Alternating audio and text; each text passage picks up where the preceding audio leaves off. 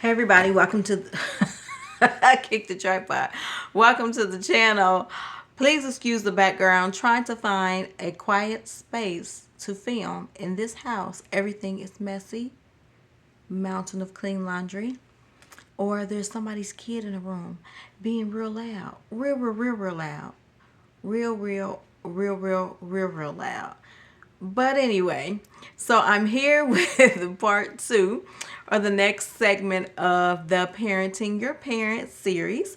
Hope you enjoyed part one. If you did not see it, please check it out.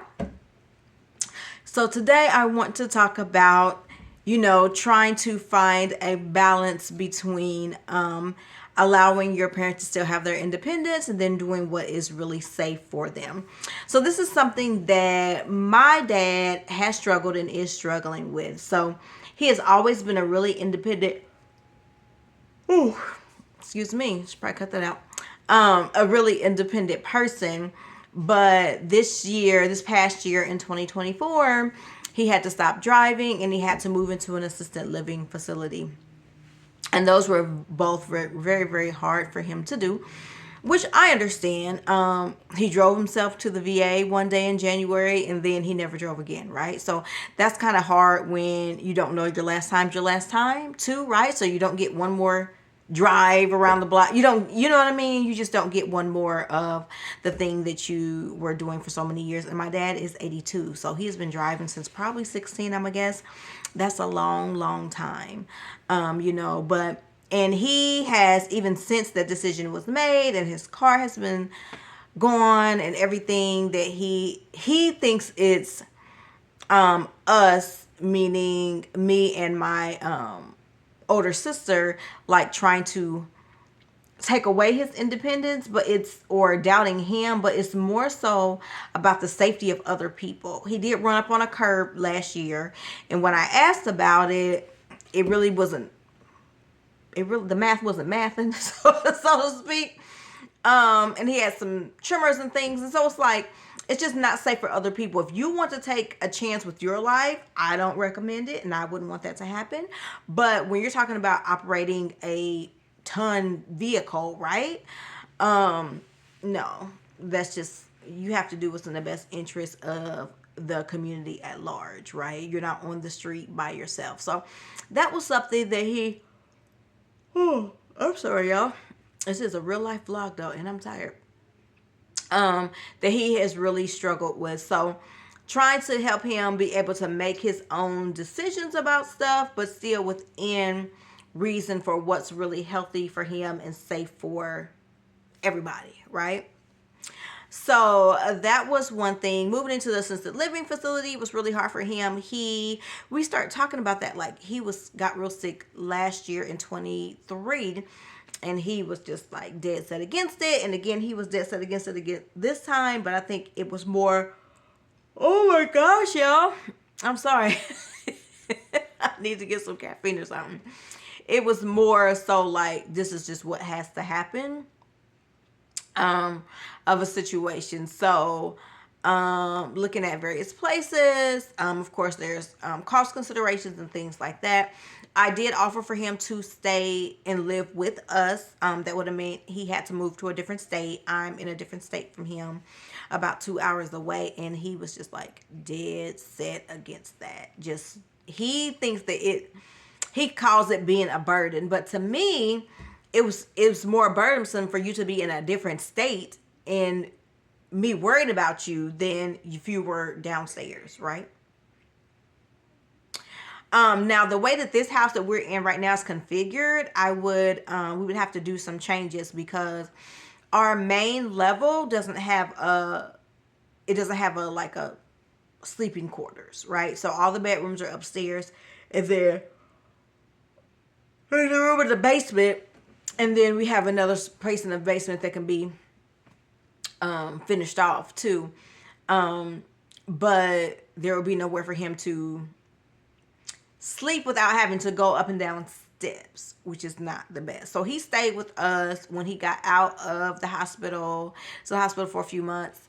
And it was like 10 days between the time he was out of the hospital and into the assisted living. So he came to where we are and stayed with us. And he stayed in the basement, set it up, had all the stuff. The bathroom has a walk-in shower down there, so that's really good. It's a full bath down there. Got him a bed. It's a big screen TV down there, a sofa. Like, it's great. The only thing is the step situation, right? And so I told him, stay down there. If you want to come upstairs, you know what I mean, let me or my husband know so we can help you. And many times, the kids, usually Justin, would catch him try to come up the stairs by himself. And Justin, oh gosh, y'all, Justin would run, Grandpa's trying to come up the steps. So we would have to go. So the only part that worried me when he was staying with me is that when we weren't home, and was he trying to come up and down the steps when we were not home? Because if he would have failed, I mean, that just would have been, he just would have been laying there till somebody got home, right? And we don't have a house phone. But I did get him a cell phone, so he had one while we were gone. Hold on one second, y'all. Okay, the whole yawning thing, sister needs a nap, right? You can see it in my eyes. I need a nap. Okay. But I also need to do that laundry. All right. So that was the thing. I think it was really an independent thing too. And he told us one day we were on a 3-way. He was still in the hospital. And he told me and my sister, I love y'all, but I don't want to live with y'all. Sir, excuse you. My house is nice. I'm just playing. But I mean, I get it on one hand. And when I was talking to him about it, when he was staying here, I said, what's really the thing? Because he hadn't seen the house yet. He hadn't been to this house since we had bought it. And I was like, you like the house? This, and that. And he said, yeah. He said, I just don't want to. I want to live in my own space. I'm like, well, we would fix it so you would have your own space, right? And he's like, well, I want to get up in the morning and make my coffee and not have to say good morning to anybody.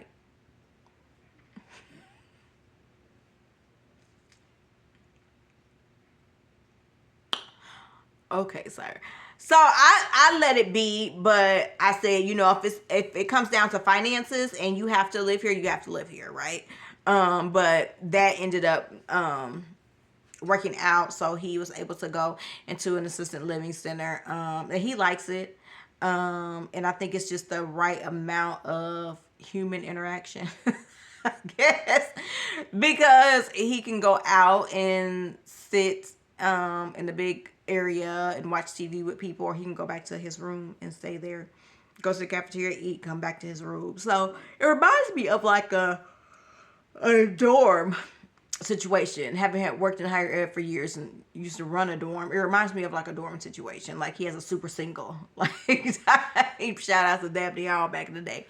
But yeah, so he really struggled with he thinks it's just a taking of his independence. And I remember a few months back, he had sent me an email and he was saying that some of his friends, he was reflecting back on not driving again. And he was saying, naming off his friends who are also, I think the youngest one is 79, just turned 80, right? Such and such still drives and such and such still drives. And I'm like, such and such is not my father. So we can worry about their kids and what they allow and what, you know what I mean? And we don't know what their health, we don't know if they should be driving or not. You know what I mean? But you can't compare yourself to other people. And I was kind of sad to see that, because that's something that I just don't like when people do. I get on my kids if they ever do that, if they ever say they want something, and if the reason why they want it is because somebody else have it, absolutely not. You will not be getting it. Right? Don't compare yourself. I don't like friends that compare themselves either out loud or on the sly. You know what I mean? Low-key jealousy, comparing themselves to you. I just don't like that. Like, we're not in a competition. Everybody's running their own race here. So I didn't really like that, but I tried to explain to him, like, every decision that we make, we try to make with you, because you are of sound mind, right? And we don't want you to feel like that we are taking over. And I know it does feel like that, but sometimes you're just not being rational about the situation. You're having a hard time accepting it. So sometimes, I have to step in and say, hey, this is just the way that it has to be. You know what I mean? So, and I mean, it's hard. 2024 was not my friend. It's very hard in many ways, and this was one of the situations. But it's interesting too because I remember he sent me some email, and it was going on about how I was treating him like a child, and he can do things on his own. And at the end of the email was like a list of things for me to do for him. I was like, wait, let's go back up a paragraph because sir, what? So it just made me chuckle though. But yeah, so I think it's really hard. So my advice that I would give to people is if there's decisions that they can make, allow them to make it, right? So even if it's something simple like, hey, I'm going to pick you up some groceries. What kind of hot sauce do you like? What kind of this do you like? What kind of that do you like? Because the independence to not be able to go to the store is something that we take for granted, right? I can go to the store right now. If I need some hot sauce, I can get Frank's, I can get Cholula, I can get whatever I want. But he likes Frank's. So I always try to make sure that he has Frank's because he can't just go out and get what he wants because he can't drive anymore, right?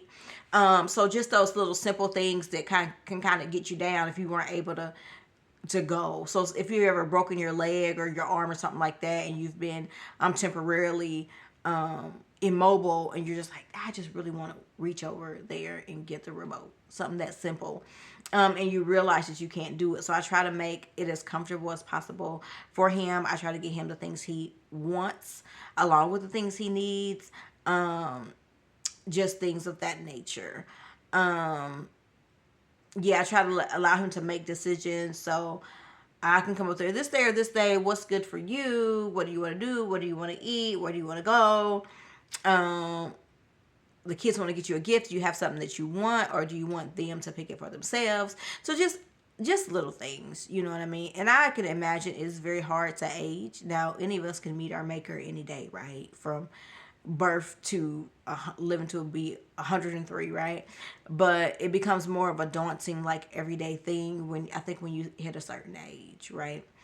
Especially when you've outlived the average life expectancy for your demographic. So I can definitely understand that. It's definitely hard. I mean, hard on me. I'm sure it's much harder on him, right? To actually live it, not just looking at it like his kids are looking at him, right? You know what I mean? But that's just what I would say about independence. So if anything that you can allow them to still do, allow them to do it. You know what I mean? So even if you're taking them to the grocery store and Kroger is close, but they want to go to Walmart, just go to Walmart. Like, you know what I mean? Allow them to be able to make those decisions that may seem small, because it does make a big difference. And don't take for granted your health and your mobility and your ability to drive and those things that we may be annoyed with on a daily basis. Some people would give anything to be able to do those things that we complain about. So just something to keep in mind. So I'm gonna get to this laundry. As you can see, looks like Eddie did very little something, but I did pull him out of here so I can do the video. So like and subscribe. We're going to talk about some other issues when it comes to parenting your parents. So drop down below. Let me know what your experiences are and kind of what topics that you want to talk about as we continue this series. Like and subscribe.